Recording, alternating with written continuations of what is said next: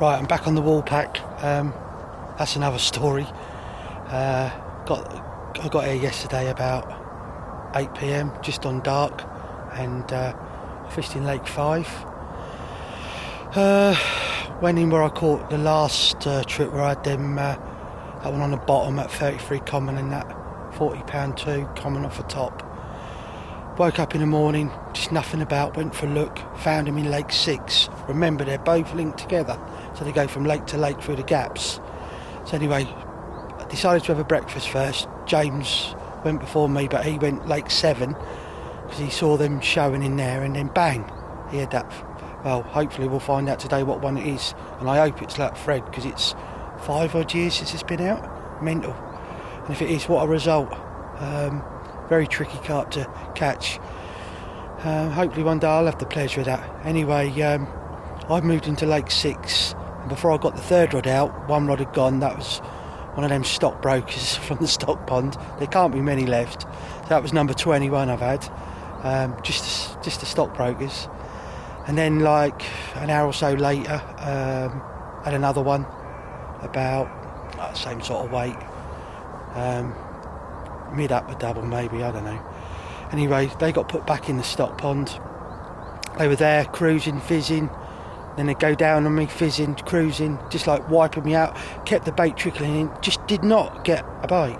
Anyway, just on dark, little things started to happen, and the wind got up and it was all a bit moody, and then they started bouncing around, but they'd gone to the right. A couple did show, I must admit, as we had a couple of beers right, yeah, to celebrate James's fish,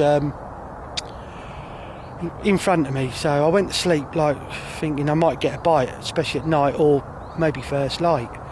Anyway, 5 o'clock, had a bit of a savage line on, a mega slack line, because these fish were coming in close, and I was fishing probably the furthest rod towards the back. In there it's not very far, maybe 40 yards, and the other two were like within 15 yards of the bank.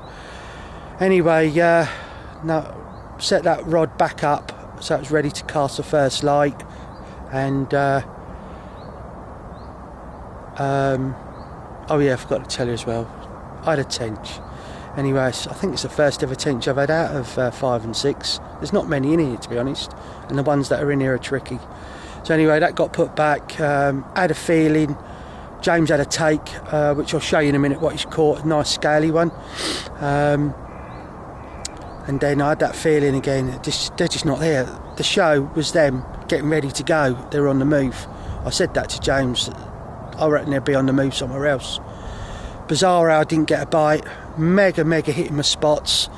As soon as I put more bait in, it'd go over, it just done me. Just bizarre.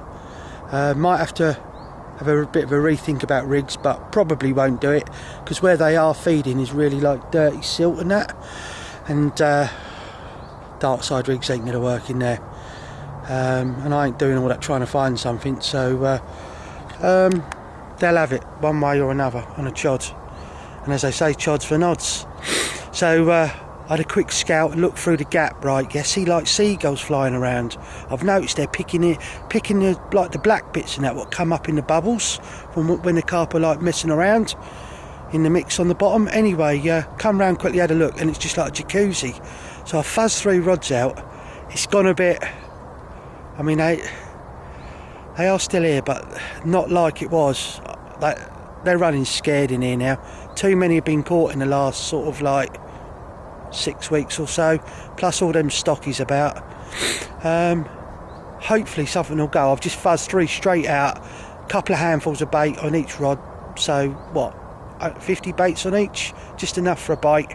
Hopefully I might get something. There's no one else on 5, 6, so there ain't no pressure, just me hunting them and following them around. Here's a look from my swim. Jim, only 2 rods. It's a bit weird, isn't it, Jim? I've got one down here and another swim, and I shall show you in a minute. But there, look, there's one fizzing here now. That there, if I can pick it up. See it? Look, there it is. That there is on my middle rod.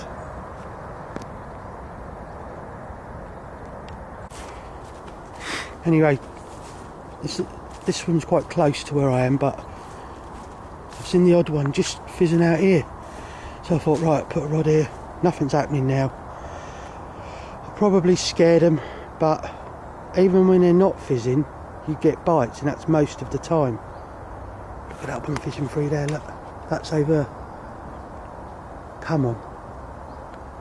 See, look, that's over my middle rod.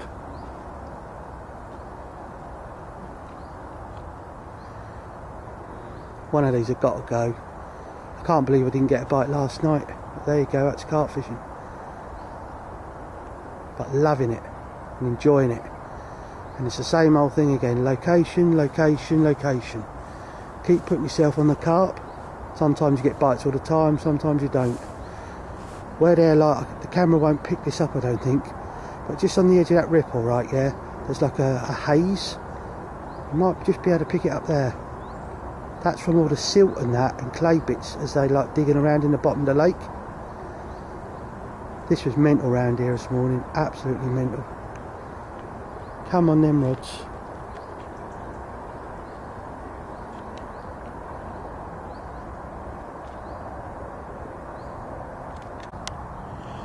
Here's one of their gaps channels they use, getting from lake to lake. Sneaky, eh? In and out, in and out. In the background, that's where I was. So, didn't do any filming yesterday, I'm on holiday. So I'm having a bit of a break, but there you go.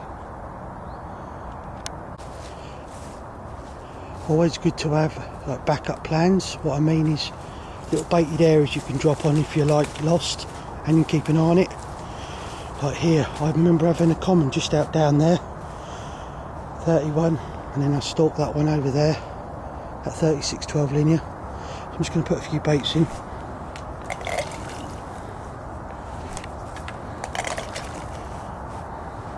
It's little and often. There you go, that's that one done. Sweet. No one said nothing as well.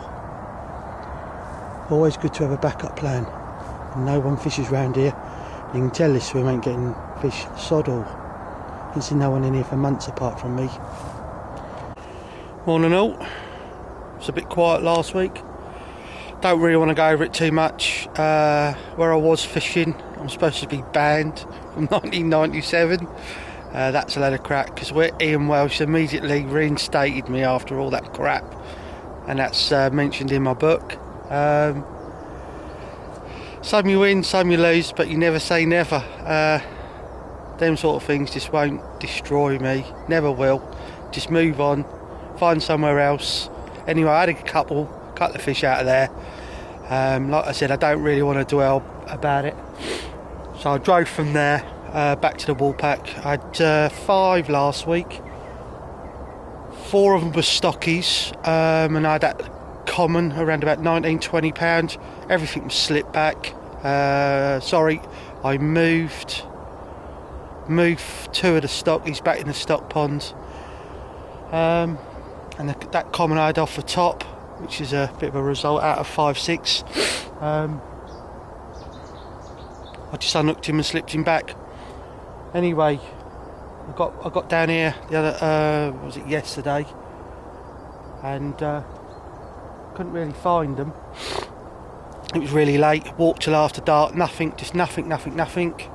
So like what I decided to do, right, is just fish where I caught last, which was I was in here Thursday, and I'd one in the night and then one about 7:30 in the morning, but they were both stockies.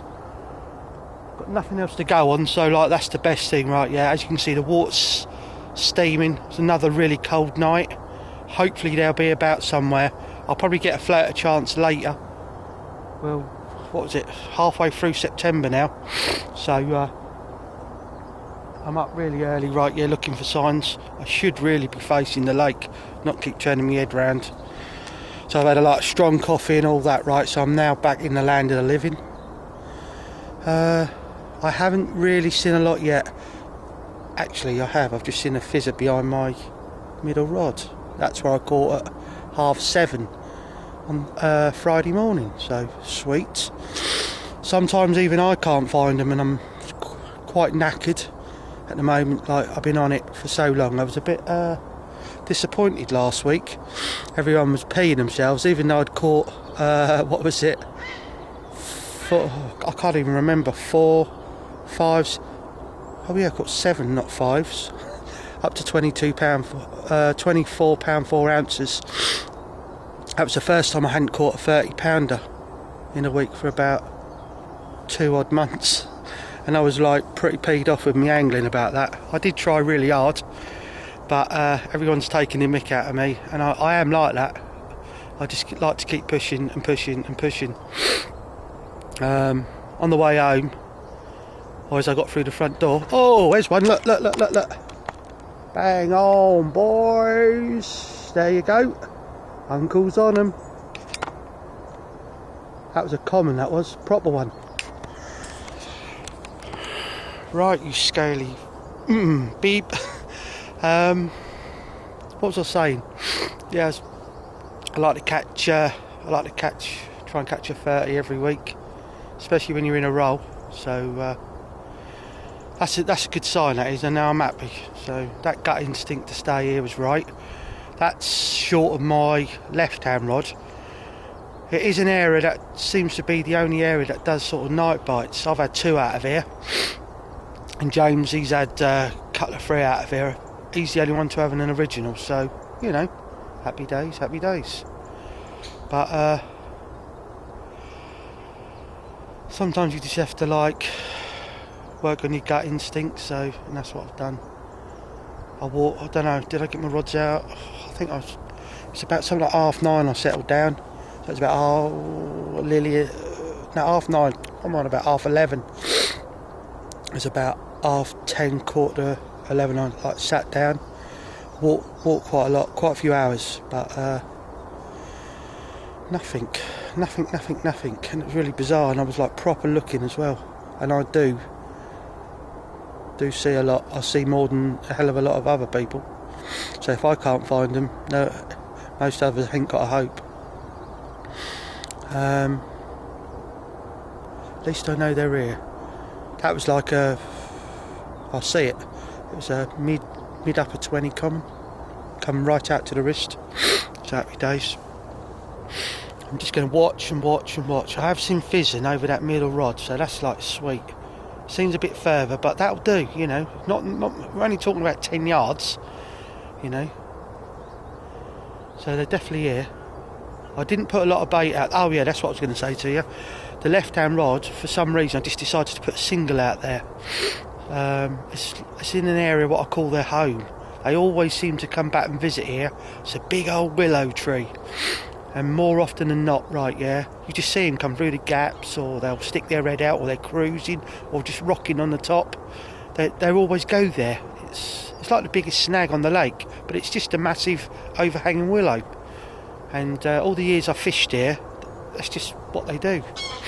So it just coincides. It seems to do like night bite as well. So they like to have a little powwow at night here before they go and do what they go and do in whatever lake it is. The other middle rod's probably on about 150, 200 baits, and I reckon the right hand rod, oh yeah, that's fizzing nice, about 100 baits. But before I left there was people about, so I just baited like along this edge here, didn't put loads out, right, yeah, no more than 15 yards out, because I'd seen them in this area here fizzing really close, couldn't get a bite, so I baited all the way along here, about 1.5 kilos of boilies, no more than 15 yards out, and there was only one other geezer. There's another fizzer there, sweet. Definitely here, look, just try and show you, seen that like misty stuff, it's there somewhere.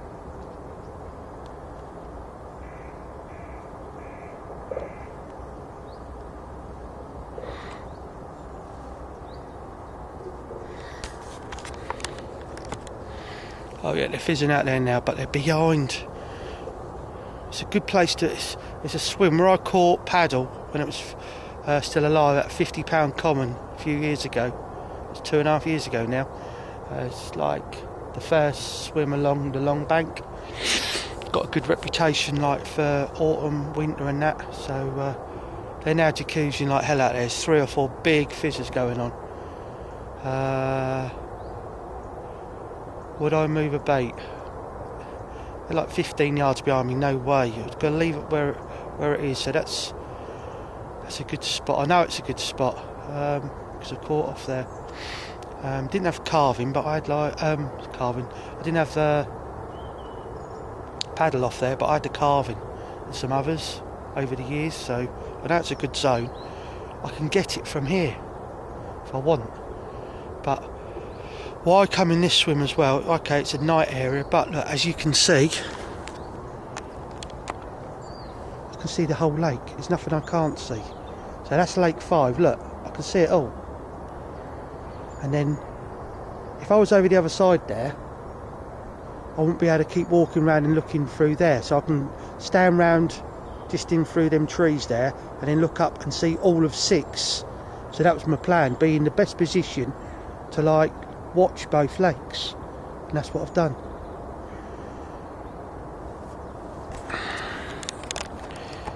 Anyway, I'm going to turn this baby off right here because I've been talking for too long and I need to watch what's going on now. So I might have to have them. No, they're in front of the point, but I can hit it from here. There's not a lot of people, plus it's up and just jumped there in front of me, but there's not a lot of people fishing these lakes, or the 5, 6, so I should be okay. Anyway, like I said, I'm turning this baby off, so wish me luck.